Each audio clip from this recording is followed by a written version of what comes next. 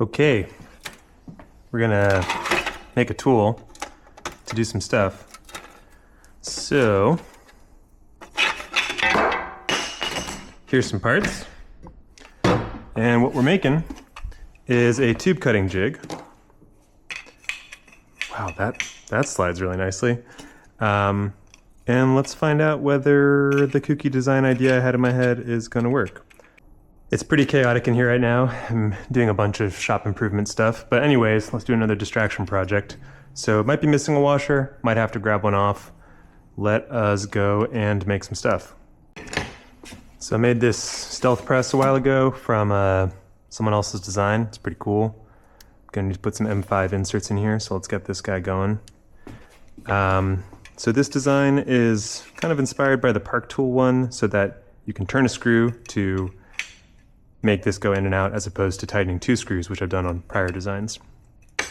So I'm going to need to put a heat set insert in there, and I believe in here as well. We'll do this side. So we're going to need some inserts. Okay.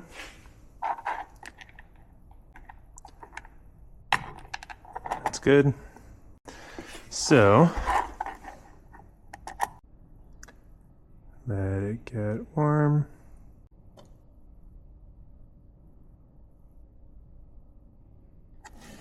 Okay, looks pretty good.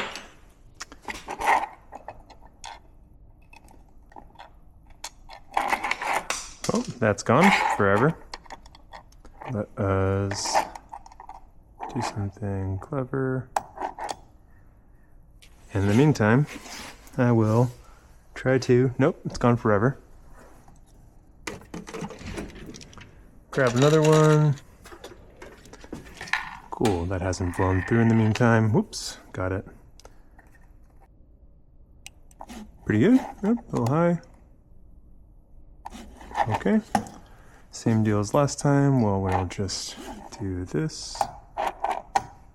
So before the insert gets hot. And now,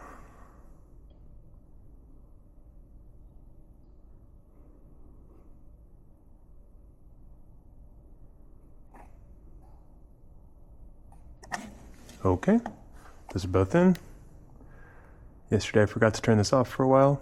Now it's turned off. If I recall correctly, I will need 3 M5 by 25 screws and 2, actually just 1, of a washer, which I'm out of, but is this washer. So why waste inspiration? We know where the washers are.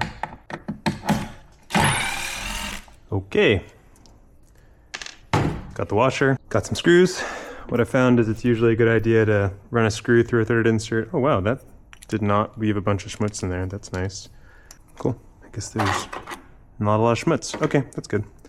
So the way this will work, if I remember this correctly, what was my idea? So drop the washer in here, and then drop the screw. Oh, right.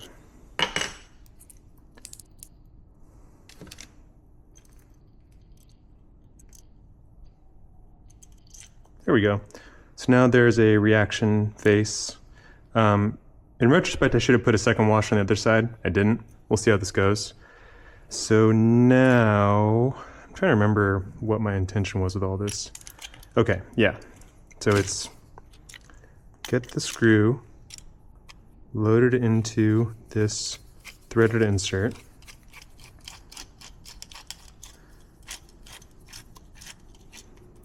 That way, when, ooh, those inserts are still warm. When you, oh, that'll be annoying. I need to figure out how to retain that better. You can move the whole block. It's a little annoying that tightening the screw pulls it back and loosening the screw pushes it forward. But, you know, go with what you got. So, this top part is held on with 4 thread forming screws. Coffee grounds for shop soap. Those are from 4-barrel actually. Looks like it might be a T8, yep.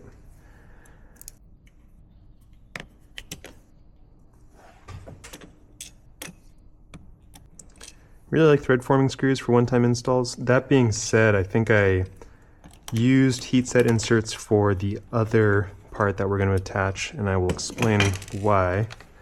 I could use the 1, 2, 3 block as a datum, or I could use this random butcher block top. If only the 1, 2, 3 block was closer. Okay, so now that works.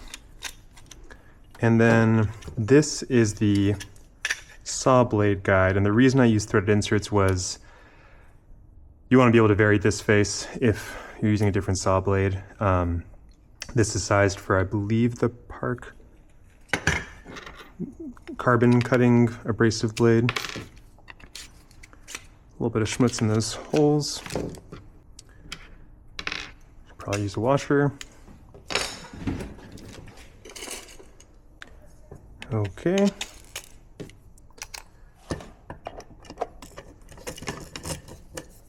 It's a way longer screw than is needed. I think what I'm validating with this is that as of now, you need 2 types of fasteners.